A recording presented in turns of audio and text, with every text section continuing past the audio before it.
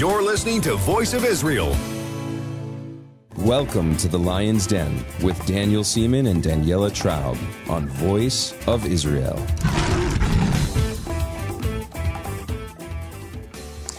And we're back here in the Lion's Den. I'm Daniel Seaman. And I'm Daniela Traub. And we're on Voice of Israel. And among the other things happening in Israel right now, while some people are concerned whether or not Israel is being isolated, Israel doesn't really care, and the government of Israel is moving forward. One of the amazing things happening in the past few years has been the developing of relationships with countries, major countries in Asia, such as China and Japan and India, especially India. And we've already interviewed in the past a good friend of ours, Vijeta Uniyal. And we decided to go back to talk to Vijeta because our Minister of Defense, Boogie Ya'alon, is visiting in the midst of a campaign, in the midst of election season in Israel. He's visiting India right now, and he is in India. He was in India last week, and we want to talk a little about the significance of that and the Israel, the blossoming Israel-India relationship with our good friend Vijeta Uniyal, who is an Indian writer based in Europe. He graduated from the Jawaharlal Nehru University in New Delhi and worked for more than 10 years in international organizations, including the German Foreign Office, the Gatestone Institute, and the Humboldt Foundation. He is presently a contributing editor for the UK-based Commentator and a distinguished senior fellow at the New York-based Gatestone Institute, which I have a lot of appreciation for. Vijeta Uniyal, thank you for joining us in the Lion's Den. Thanks for having me on the show, Daniel. Thank you so much. Can you tell us what really is the significance of this visit to India? It is, for one, a very symbolic visit. This is the first visit by Israeli Defense Minister to India since we established relationships with Israel. It was in 1992, so 23 years ago we established relationships with Israel. So this is the first visit by the Defense Minister. And the symbolic is also great because we are hoping that these visits, high-level visits which are happening now, will pave the way for the Indian Prime Minister to visit Israel in some time future.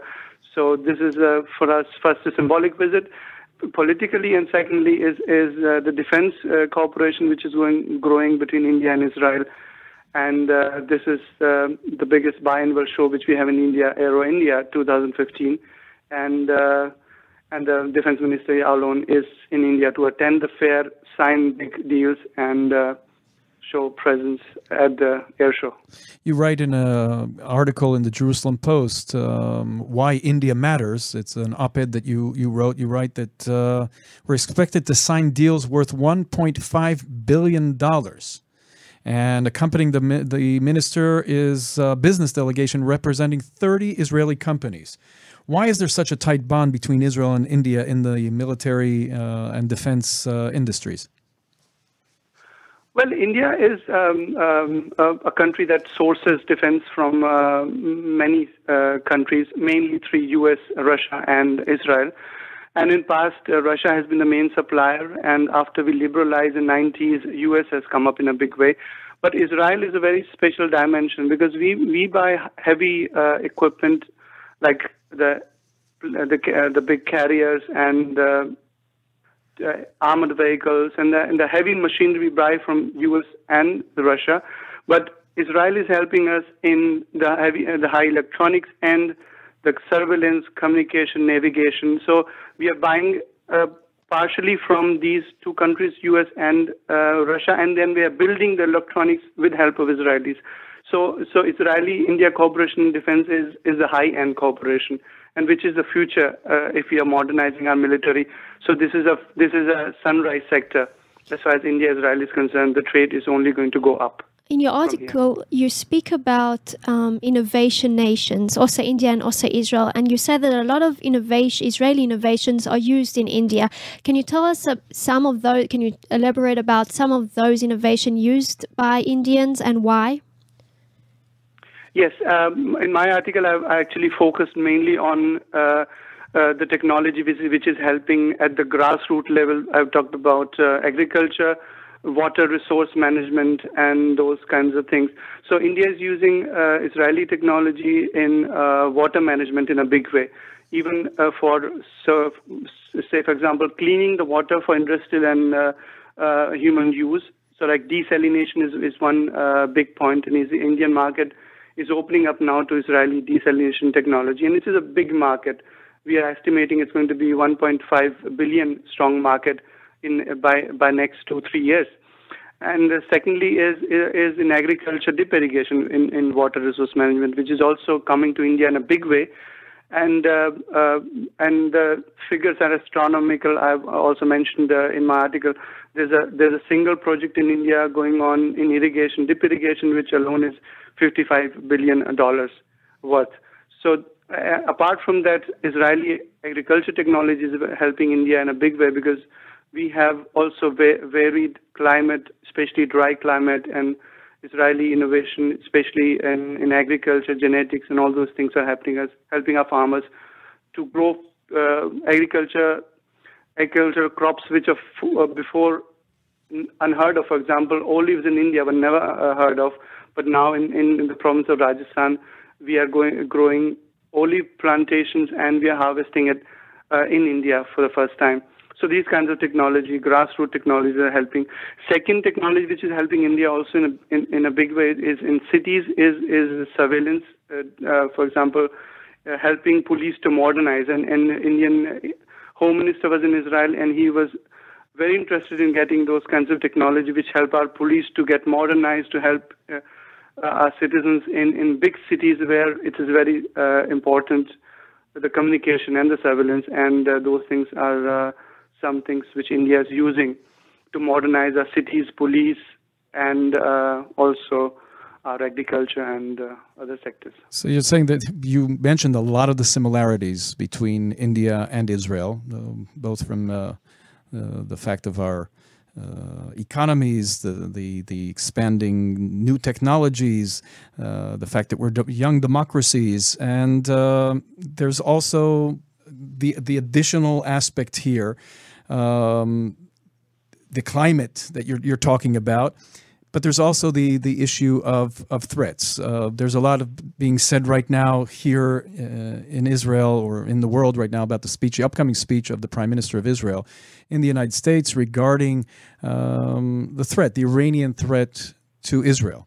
I think that the military concerns are also something that brings our two nations together, being in an area which is predominantly Muslim.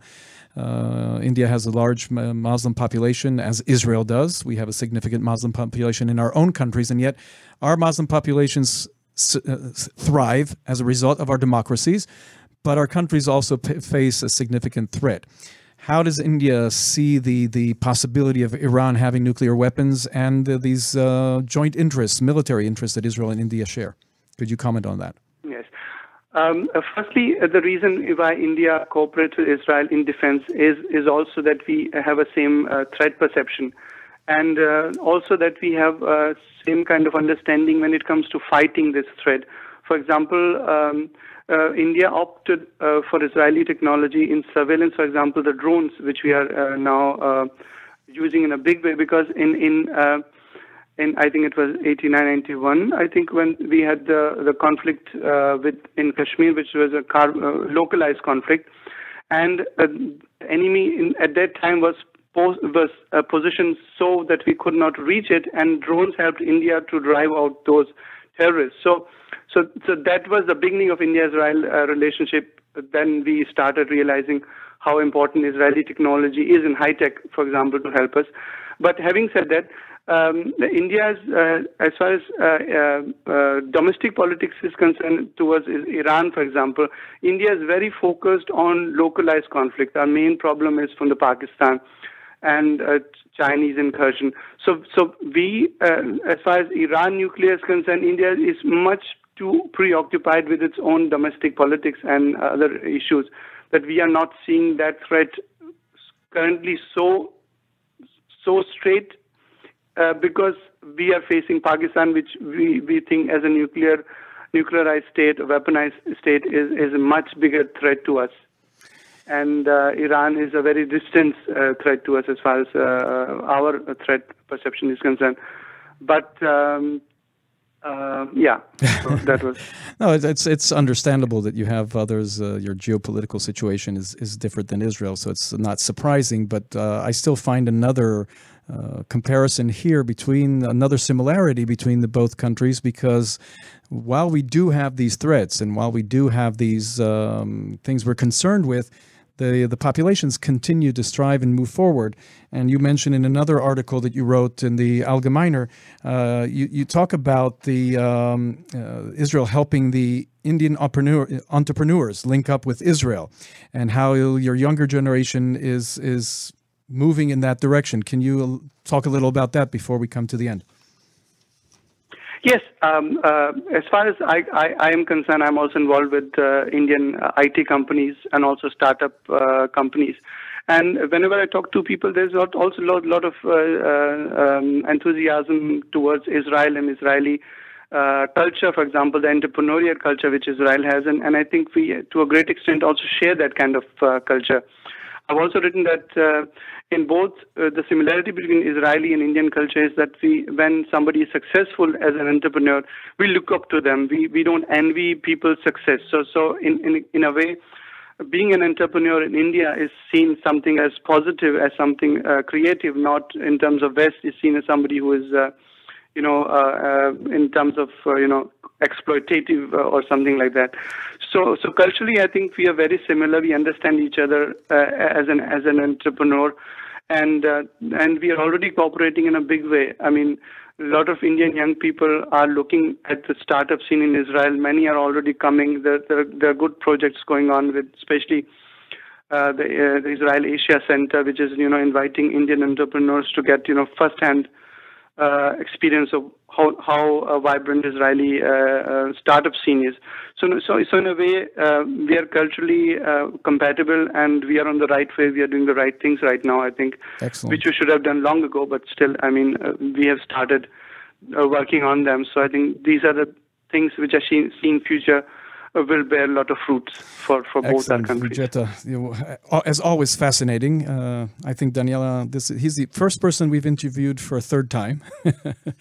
No, you interviewed him on Dan Dijker's show. Oh, so I did Dan it's the Dijker. second time on our show. On our show, but the third Yes. time I interviewed. Wow, you see, she's keeping up on things. But it's obviously, and we had to discuss with Ishai Fleischer if we could have the interview with you, because obviously the issue of India-Israel relationship is very important, very interesting. So Vijeta Uniyal, I'm sure we'll talk to you again. Thank you. Thank you for being with us here. It's always a pleasure to talk to you both, and it was great. Pleasure being with you, and I'm sure we'll talk to you again. You've been listening to In the Lion's Den with Daniel Seaman And Daniela Traub. and we will be right back. Voice of Israel, your source for news